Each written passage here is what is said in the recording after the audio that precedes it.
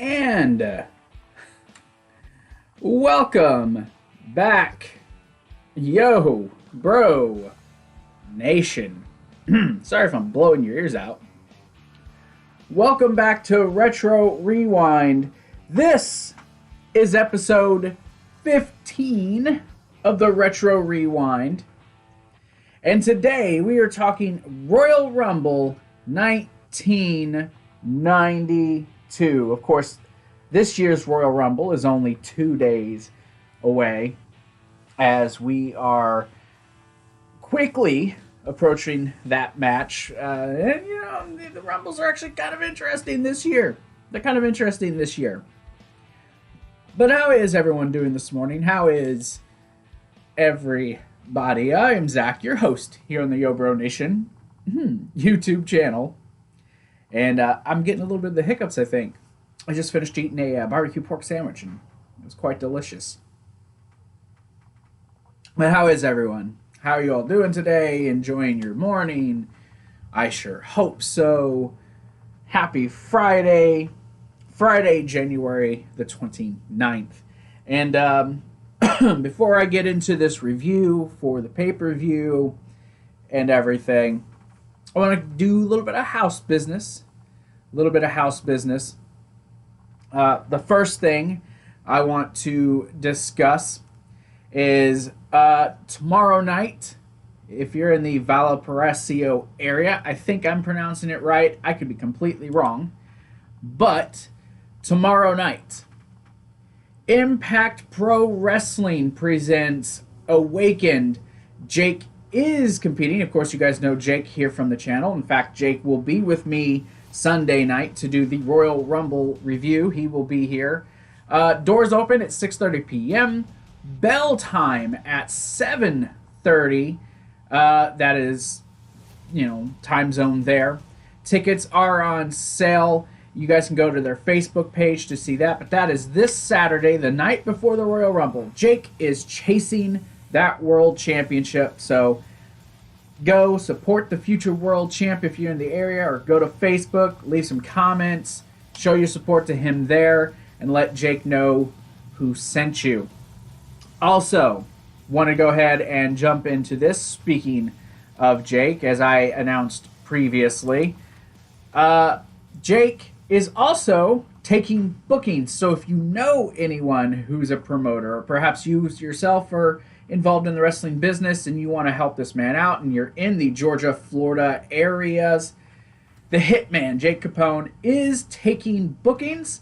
He's back. He's ready to start wrestling again. Let's get this man some work, because he's a damn good fucking wrestler. So let's get out there. Let's help the man out. You got 3 ways to get a hold of him. His email, thehitmanjakecapone@gmail.com. Hit him up on Twitter @thejakecapone, or on his Instagram. Like I said, he is accepting bookings. Something I want to touch on that I'm finding to become very personal to myself. Something that I definitely want to keep making sure people are aware of. As you guys saw last week, I have my Exalted in Heaven t-shirt, my Brody Lee shirt. Go to, if you can, shopaew.com. I'm not sure how long they'll be doing this, but all the proceeds and the benefits for this shirt, and I think, if I'm correct, all the merchandise for Brody Lee will go to the family of Mr. Brody Lee. So if you can, if you're able, go to aewshop.com or Teespring. Go check it out. Pro Wrestling Tees, I believe. Yeah, it's Pro Wrestling Tees, not Teespring. But go to Pro Wrestling Tees and just buy the shirt. It's definitely worth it. It's a really good fitting shirt. Like, the shirt feels amazing. So if you guys can, please go do that. Help support the family of Mr. Brody Lee as they are transitioning and coping and all this stuff. And also, like I said, help out Jake. He's one of the guys in our channel, so definitely go help that guy out. So, all right. So now I'm going to go ahead. Also, Twitter, Facebook, both at Yo Bro Nation. Links down below. Please do go and follow us on both of those, in our group and on Twitter. follow us. And hit the like button if you enjoy what you're getting. And if you like what you're seeing, please subscribe to the channel and hit the notification bell so you can get all notifications on all our new videos. Now, to the Royal Rumble 1992. I'm no longer putting clips in these videos because I keep getting hit in the last one.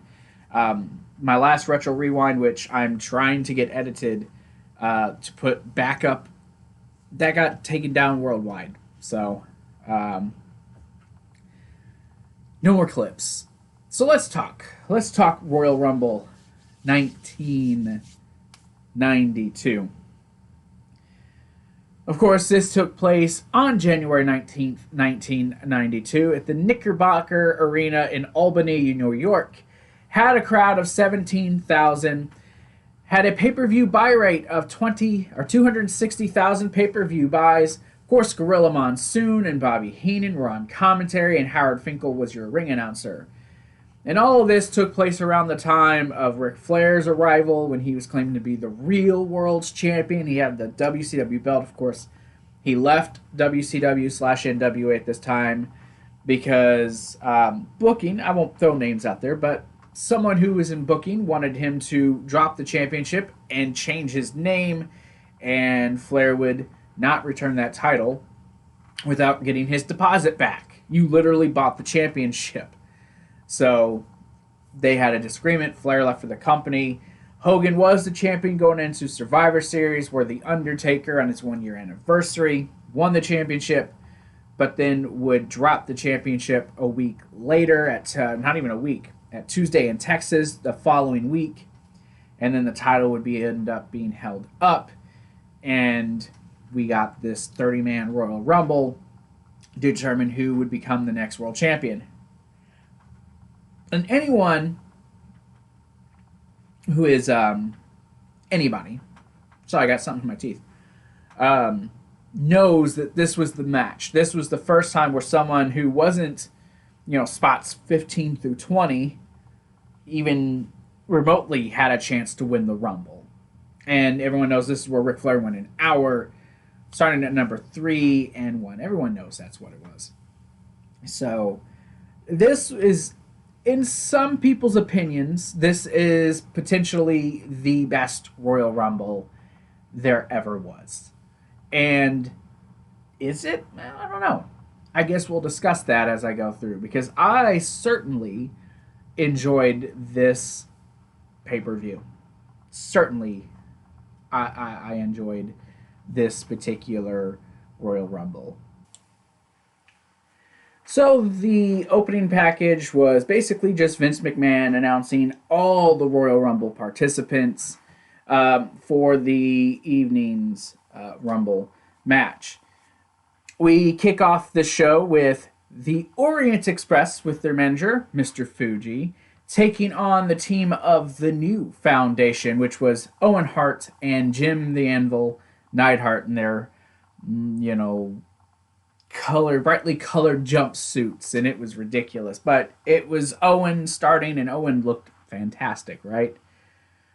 Owen and Kato, yes, that was the name. Owen and Kato, they start the work. Owen's kind of working the arm, slow pace, twisting the arm. Commentary, though, not even really calling the action to start. They were just talking about the Rumble match and how the Hulkster has to be the favorite because, back then WWF was just very much, if you ain't Hogan, you don't matter, and you're always going to be the favorite if you're Hogan. So, there you go. Test of strength into a bridge. Owen gets out. Springboard arm drag off the top rope into a pin for only a 2 count. Jim Neidhart, he gets in. He keeps working over the arm. Overpowers Kato because he tries to scoop slam him. Tanaka in. He gets a collarable tie-up. Tanaka tries to scoop slam Jim, and he just throws him off like he's nothing. Big spine buster and splash off the top rope by Owen for only a 2 count. Nice enziguri by Owen on Tanaka. The Orient Express, they start using double team tactics on Neidhart. Didn't work, though. Crossbody off the top rope by Owen onto both members of the Orient Express. He gets a 2 count. Suplex on Kato by Owens, 2 count. Kato goes to the outside to stall, tries to gather in himself. Tanaka, though, knees Owen Hart in the back off of an Irish whip, which distracts him long enough for Mr. Fuji to then hit him, excuse me while I adjust myself, while he ends up getting hit with Mr. Fuji's cane, and it actually breaks. Tanaka works and wears down Owen. You get a nice spinning elbow by Kato onto Owen for only a 2 count. Hard Irish whip into the corner, chest first by Tanaka on Owen. That gets him a 2 count. The beatdown, though, does continue as they continue to work over Owen. Owen fights out of a side headlock, starts to build some momentum, but ends up getting cut off. Owen, though, does keep trying. He does continue to try. Let me see if I can hear. If you'll give me just a second. Let's see, what can I do here? Owen continues to try to battle back, tries to make the tag, but Kato distracts the ref so the tag wasn't seen, so Owen gets stuck in and they continue to work him over. Armbar slam on Owen by Kato.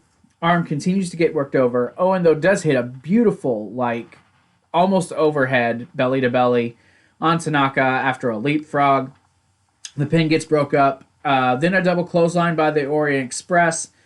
They keep double teaming Owen. They attempt another double clothesline, but Owen drop kicks both of them. He finally makes the hot tag to the anvil. A slingshot to Kato. Anvil off the Irish whip knocks Kato out of the ring. Then he whips Owen, and Owen goes flying with a suicide dive through the ropes, which back then, seeing that wasn't something you saw all the time. And it was beautiful. Owen, that was really brilliant looking. So they're in control. You get a rocket launcher off the top rope, with Owen getting the cover for the 3 count, and the New Foundation win this tag team match. It was...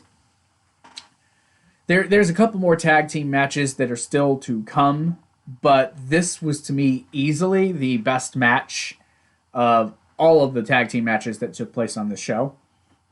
Maybe potentially the best match on the card, other than the Rumble match. So it was really good. A lot of fast-paced action. You saw really good tag team work, and surprisingly, Owen and Neidhart worked really well together as a team. Of course, it wouldn't last forever. We all know what eventually goes on with Owen and Bret and the entire family. But damn good match. Definitely worth going out of your way to go watch at least this match. It was very pleasant. So we get some highlights of Bret because he lost to the Mountie 2 days prior to the Rumble, defending his title in a match on a house show against the Mountie, where he lost, 103-degree temp, and Bret ultimately ended up losing, which takes us to Sean Mooney, who's interviewing the Mountie and Jimmy Hart, his manager, and they make comments and jokes about Bret, being sick of losing, blah, blah, blah. Mountie says, what did Piper do? What's his win-loss record to deserve a title shot? And he mentions taking Piper's manhood. He insults his manhood and all this other stuff. And then we get Piper cut the promo with Mean Gene Okerlund, where he keeps insinuating about Mountie's sexuality. Because that's what Piper does. But Piper did still cut a pretty good promo because he was a great talker. So we go to that match as the Mountie, the new Intercontinental Champion, defends his championship with his manager Jimmy Hart against Roddy Piper. Now, the significance of this match, something commentary kept emphasizing throughout the match and emphasized even before the match started, not only has Piper never won a championship in the World Wrestling Federation, but he had the opportunity to be the first man to win the Intercontinental Championship and then still have an opportunity then in the same night to go on and then compete for the World Wrestling Federation Championship. And he'd be the first man to be able to win both those titles if he could win this one. So Piper, though, he starts hot, takes it to the Mountie right away, stomping the man, everything. Mountie runs, Piper gives chase. Hart kind of just, Jimmy Hart ends up distracting him, which allows Mountie to kind of get the advantage. They get back in the ring. The Mountie misses a move and hits the mat. Piper then sends Mountie headfirst into each of the top turnbuckles, hits a running bulldog. Piper in full control at this point. Piper off the ropes, gets his foot grabbed by Mr. Hart. He then goes for a drop kick off of an Irish whip, but misses because the Mountie holds the ropes. Mountie begins to work over Piper. Big spinning elbow off of the ropes. Piper ducks a punch, then a sunset flip over the top rope to the Mountie for only a 2 count. You get a nice exchange of blows. Piper starts to get the advantage. An atomic drop as Piper's starting to build momentum. Jimmy Hart gets up on the apron. The Mountie then runs at Piper. He moves, and him and Jimmy Hart collide, sending Jimmy Hart to the mat. See, I've lost my space. And, when this happens, the Mountie's distracted. He's doing the, oh my gosh, no! And Piper's able to then apply the sleeper hold. And he cinches that in for a minute. Mountie, he's trying to fight out of it. Jimmy Hart, he's up and he's, oh my gosh, man, that's my guy. Oh no. That was a horrible impression, by the way. But ultimately, Mountie ends up passing out, making Piper the new Intercontinental Champion. This match was super slow. Or not slow. It was short. This was like maybe 8-9 minutes long. It wasn't a very long match. It went pretty quick. But after the match, Piper kind of shoves the referee out of the way, grabs this stick, which I guess is supposed to be electric, and he touches the Mountie with it.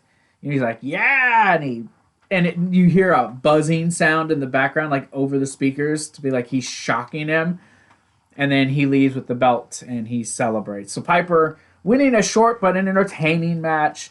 Piper, clearly the dominant wrestler in this, and winning his first championship, and sadly his only championship in the World Wrestling Federation.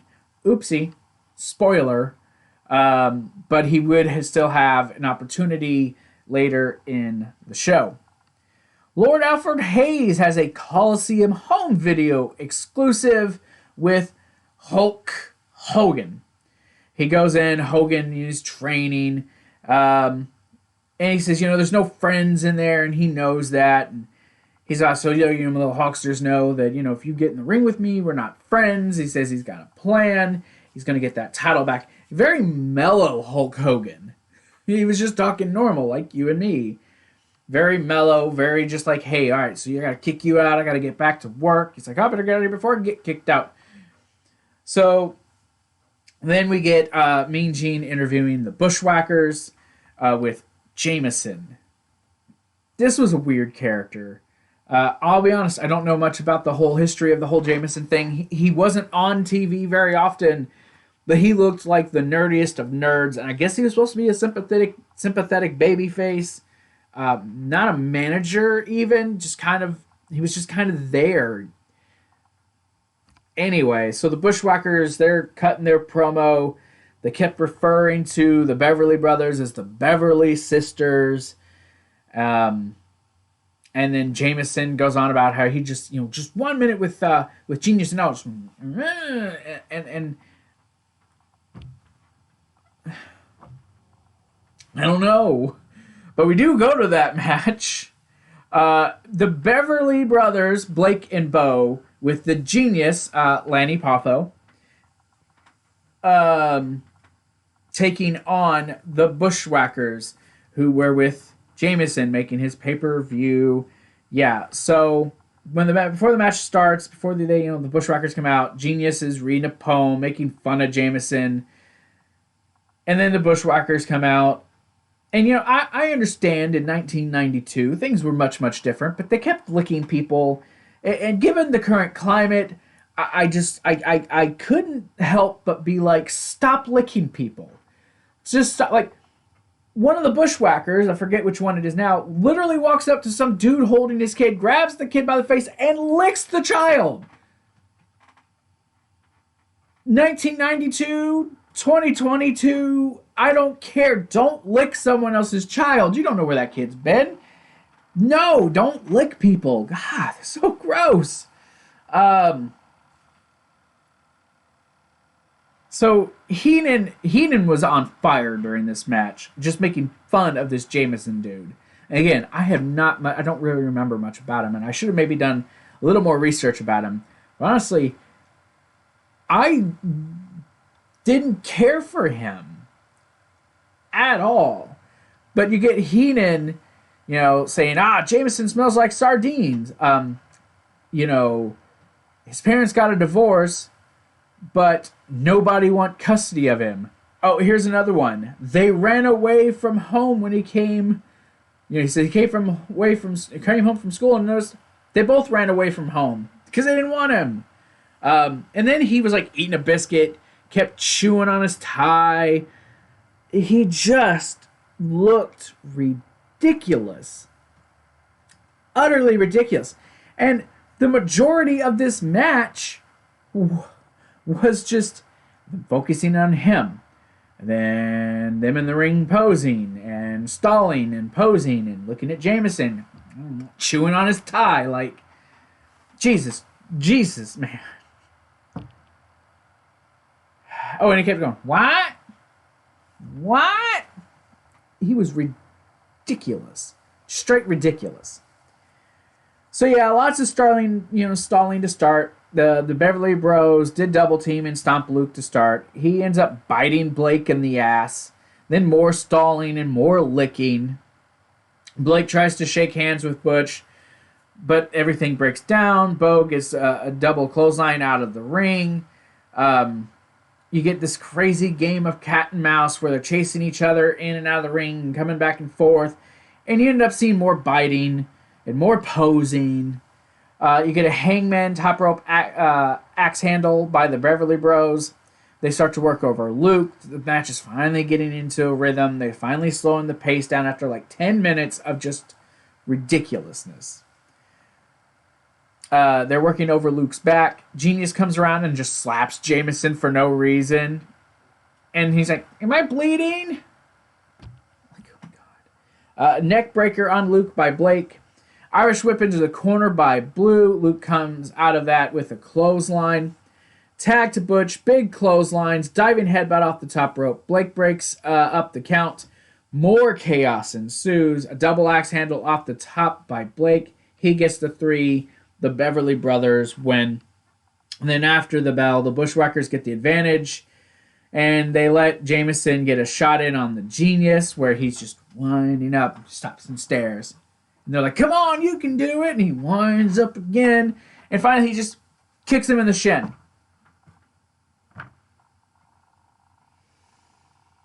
This match alone gets -5 stars. -5. Mean Gene Okerlund interviews the LOD, and, they're the champs. And they're cutting a promo like they always do with the yelling. Well, they said they're champions who will not hide. They face all comers. And they said they know the natural disasters like to throw their weight around. Well, they do too. And that was the gist of the promo, and they're going to win. So, So we go to the match. The Legion of Doom defend their World Wrestling Federation Tag Team Championships against the Natural Disasters, Typhoon and Earthquake, who have Jimmy Hart as their manager. Hawk and Typhoon, and this again was another match, clearly better than the last match I just saw, but it was a big Hoss type fight. It was these two big dudes in the Roid Warriors. I called them the Roid Warriors. Oh my God! Oh, I didn't mean to do that. The Road Warriors, the Legion of Doom, who weren't great workers per se, but were entertaining, big, powerful dudes, taking on two bigger dudes who could work even less. and were there because they were Hogan's friends. But they're trying to test each other's strength, see who's stronger. They get in each other's faces. You get a drop kick by Hawk onto Earthquake, but he doesn't even budge. Earthquake then tries to go one. He misses. And just to see this big dude, you know, jump like that and get off his feet with that height was amazing in itself. Here I am just saying he could work. You get more staring at each other. Animal and Earthquake, they take blows at each other. Animal goes to slam Earthquake, and he falls back, so Earthquake gets a 2 count. Irish whip into the corner on Animal. Typhoon goes for an avalanche, but gets booted. Then a big clothesline out of the corner. Hawk gets in. He ends up getting caught by Typhoon, a backbreaker. Hawk then starts to get worn down. Typhoon jumping on Hawk as he, he's hanging on the middle rope, and he runs and jumps on him. Bear hug on Hawk. He gets out, jumps off the top rope, gets caught again by Earthquake. Then he gets stepped on by Hawk. Then gets stepped on the chest. Another bear hug. Hawk tossed into the corner. Earthquake misses the splash. Hot tag to Animal. He comes in. He's cleaning house. Double clothesline on the Natural Disasters. Match starts to break down. They're on the outside. They're fighting. Earthquake manages to get back in the ring, and the bell rings. Natural Disasters won by count out. Animal then with the steel chair gets in, hits Earthquake as they retreat, and your still champions are the LOD. Again, I still insist that first tag team match was the best tag team match because it had the workers. The other two were... the Bushwhackers Beverly Brothers match was garbage. It is just straight garbage, but... This match was entertaining, because LOD were always entertaining, always fun to watch, but you just had two sets of big dudes just trying to fight it out, and it just, it just is what it was. I guess is the best way that I could put it. So we're about to go through a barrage of interviews and stuff. So Sean Mooney interviews the Natural Disasters and Jimmy Hart. Of course, they're mad. Want to know why they don't have the belts. Going to get their attorneys. They won. LOD's chicken shit, etc., etc. Heenan and Gorilla Monsoon, they just talk, kill time. Mean Gene then interviews new champion Piper, who he's pumped. Says he's going to go in there and he's going to get the next prize. Sean Mooney then interviews Shawn Michaels. They show the whole barbershop window segment where Shawn super kicks Marty Jannetty and then or as Heenan would say, look, he threw himself through a window trying to get away. Shawn says he doesn't know what the big deal is. He saved him from, 29 other beatings. And he goes on to say that everyone's going to see why he's the hottest thing going in the WWF. Lord Alfred Hayes on another Coliseum home video exclusive interviews Ric Flair where he says that he is number 3, but he's going around saying he's the real world champ, so he's got to go out there and show everyone that he can beat 29 others against all odds. Mean Gene Okerlund introduces a multitude of promos ranging from Macho Man, freaking Sid Justice, who of course, as always, very intense. And Jake Roberts, who has a plan for Savage. British Bulldog, Ric Flair, again, he called himself the Real World's Champion and said, tonight, there's no back door. Today, he is the man. Then you had The Undertaker, Hogan doing Hogan things, and trying to win his 3rd Royal Rumble in a row. So here we are. We are at that match, the Royal Rumble match for the World Wrestling Federation Championship. And again, yes, a lot of people have said this could potentially be the best Royal Rumble match ever. And honestly, after watching it, I'm damn inclined to kind of maybe agree. It had everything you could possibly want. But let's go ahead and get into it. Jack Funny. I meant to type in Jack Tunney, but it came out funny, which is kind of funny in his word. But he comes out, says some words before the match, officially welcoming one to the Rumble and then reminding everyone what's on the line and says, may the odds forever be in your favor. Wait, no, sorry, wrong show. Says, may the best man win.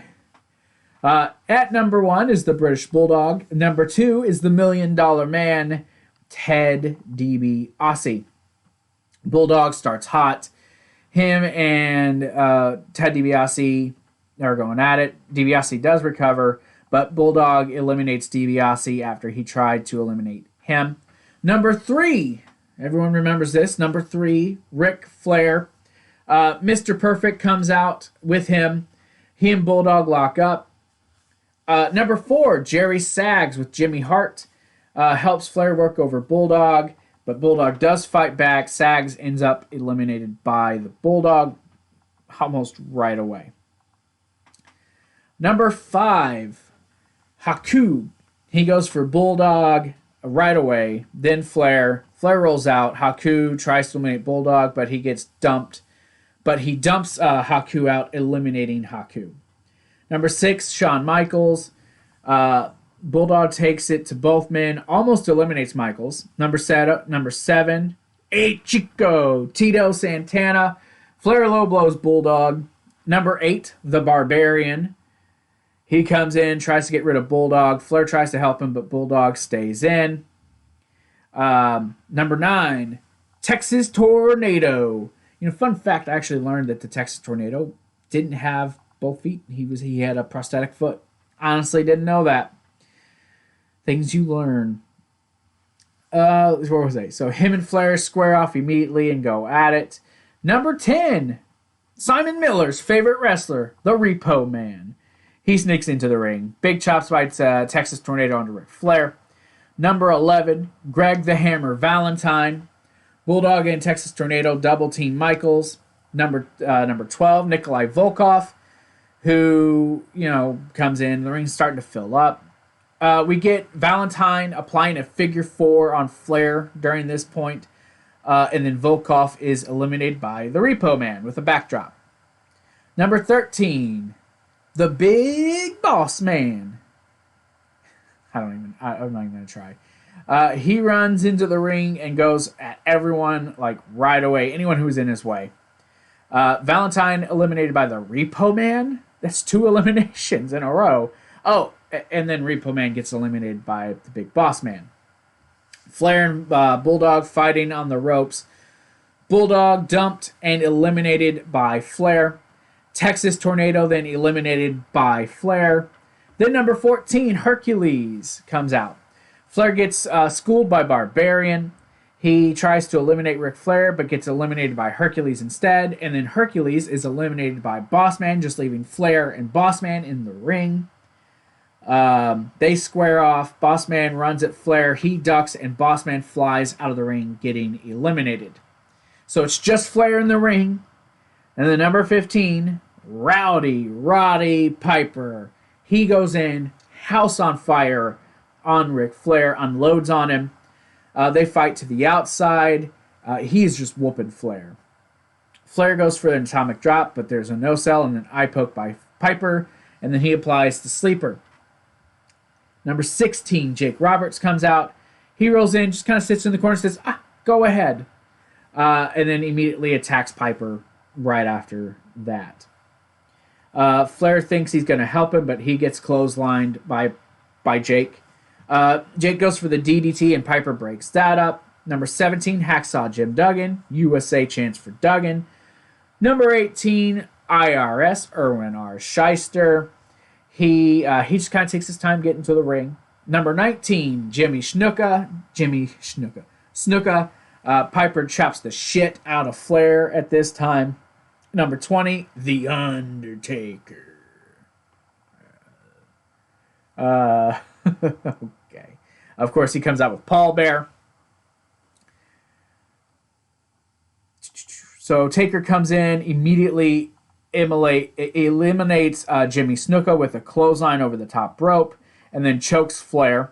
Number 21, Randy Savage. He goes for Jake, but gets caught by The Undertaker, and then Jake attacks Savage, but finally Savage gets to him. He takes it to him. Roberts gets eliminated by Savage, and then Savage in something really confusing, and it's in it's in a list for like biggest botches in the Royal Rumble.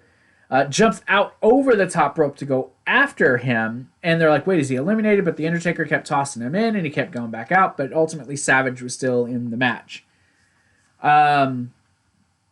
So, yeah. Taker rips out his face. Number 22, Berserker. Who remembers him? I don't know. Piper and Taker choke Flair, and then Taker's choking Piper. Number 23, Virgil. Flair keeps going for Taker and keeps getting his ass beat. Number 24, Colonel Mustafa, a.k.a. the Iron Sheik, which he was renamed after joining Sergeant Slaughter. Number 25, Rick Martel, who does hold, at this point in time, the record for the longest time in the Rumble at just over 52 minutes. Flair's vast quickly approaching that, and he actually goes after Flair almost right away. Colonel Mustafa eliminated by Randy Savage. Number 26, the favorite, Hulk Hogan. He comes in, takes it to Taker, and Flair. Berserker tries to help Undertaker with Hogan, but Taker gets eliminated by Hogan with a clothesline, and then Berserker gets eliminated by Hogan. Duggan and Virgil fighting each other over the top rope. They both eliminate each other. Number 27 is Skinner. Hogan tries to eliminate Flair. IRS helps out Flair, though. Number 28, Sergeant Slaughter. Skinner gets eliminated by Piper and Martel. Martel and Piper double team Hogan. Number 29, Sid Justice. Master and the ruler of the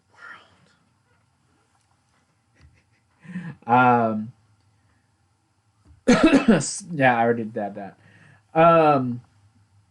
He goes for IRS. Sid with a kip up on Flair. Number 30, Warlord, who has Harvey Whippleman as his manager. You get a suplex on Flair outside on the mat. Slaughter gets eliminated by Sid, getting launched out. He just got tossed like garbage. IRS eliminated by Piper, who ends up, he tosses Piper, and Piper grabs him by the tie and pulls him out. Warlord eliminated by Hogan and Sid. Martel and Piper get eliminated by Sid. So you get your final four, which is Savage, Ric Flair, Sid, and Hogan. Savage eliminated by Flair and Sid. Flair goes for Hogan. Hogan tries to eliminate Flair, but Sid ends up getting pulled out by Hogan with him grabbing his arm, and Flair dumps him. And for some reason, Hogan was mad. So Ric Flair, entry number 3, wins the Royal Rumble, thus winning the World Wrestling Federation Championship. But before we can get to the whole Flair thing, they stay in the ring with Hogan and Sid facing off. Now, Hogan is supposed to be the face, and it's the Royal Rumble, and he had an opportunity to dump him, but the commentary played it off like Sid did something wrong. Oh, he stabbed him in the back and dumped him as Hogan was trying to eliminate Flair. There ain't no fucking friends at the Royal Rumble. This is the thing, as I've gotten older. Like, I liked Hogan growing up, but as I've gotten older, and I've seen more and more stuff with Hogan, it's like, man, like, you could fucking file a paper wrong and you were the bad guy, and Hogan would have to turn on you and you were the bad guy, like, world's worst enemy. Like Jesus Christ, man. Sid, kayfabe-wise, was legit within the rules of the match. Hey, Hogan's distracted, dump him. And then he grabs Sid by the arm to help Flair eliminate him, but then Sid is the heel? That makes no sense. Like, no sense. It was ridiculous. Just ridiculous. But that's what they did, right? So anyways, that happened. And that would lead to the WrestleMania match between Sid and Hogan as the main event. Of course it did. So Mean Gene with, again, Jack Funny. It keeps popping up Jack Funny. They award Flair the title. Of course, then he cuts that famous promo. With a tear in my eye, this is the greatest moment of my life. Heenan's with him. Mr. Perfect's with him. And he says, to the Hogans and the Savages of the world, you all have to pay homage to the real World's Champion. And that is where it ends. The match was terrific. It was a terrific match. The ending, still kind of like, meh, you know. But I still enjoyed it, right? I still enjoyed the match. The ending was just with Hogan. He should have been the heel. But Sid got screwed, and Hogan was the good guy. Go figure, right? But Flair, the performance of Flair was good. It was an enjoyable Rumble match. The pay-per-view overall was pretty good. The tag team title match was okay. It was enjoyable. The Bushwhackers match, I don't even know why that was on the card. That was pointless. Intercontinental title match, short but fun. And of course, that opening tag team match was great. It was the best match of the whole night. So I think overall, I'll give this show probably a 9 out of 10. A 9 out of 10. I think it was, a couple little blips. Nothing major, with the exception of one thing, and basically the whole point's for that. So, but that's me. What is your guys' thoughts? What do you think? Did you enjoy the show? Did you not enjoy this show? What's your favorite Royal Rumble? Let me know down in the comments below. So next month is February. It's the month of love, right? So, kind of couple themed, or at least one themed show. But you guys can go vote at Twitter or at our Facebook group. Or there's the No Place Like Home Facebook group. You guys can go there as well to vote. But your options for the next pay-per-view that you guys get to vote for: St. Valentine's Day Massacre 1999, Super Bowl 1995, Slammiversary from TNA in 2005, or ECW's Hardcore Heaven 1997. Those are your next options to vote for. Go to the Facebook group, go to Twitter. You guys can go and vote there. And the next Retro Rewind event, well, since I did the Royal Rumble 2001, I thought, why not continue that trend? And we were going to go to No Way Out 2001, which will be Triple H versus Austin in the main event, 3 Stages of Hell. That's the next Retro Rewind. You guys can vote on the one after that. But I'm Zach. Remember, just be nice to each other. And as always, stay safe, stay healthy, and above all else, join the nation. I'll see you guys later. Yo Bro Nation! Join us at teepublic.com/Yo Bro Nation for all new merch lineup like the Recess Still Ain't Old, the Yo Bro Nation Entertainment t-shirt, the Sidekick Susie Stranger Things shirt. It's a pretty sweet shirt. The Yo Bro Nation swirly shirt. How about I Love Yo Face Sidekick Susie t-shirt? Ooh. Or the Rainbow Sidekick Susie shirt. Yeah. Also, this exclusive limited time offer, we got a Forever Serenity special sale! Look at that. Ain't that pretty cool? I think it's pretty awesome. Hope for Ambi special sale. Help support a friend who really needs the help. 3 different t-shirt designs. We got the Hope for Ambi Black Angel t-shirt. The Hope for Ambi Do You Want to Beat Up Cancer t-shirt. Wow, that's pretty nice. So yes, shop with us now at teepublic.com/Yo Bro Nation. Get all your shirts. Stay safe, stay healthy, and above else, join the nation.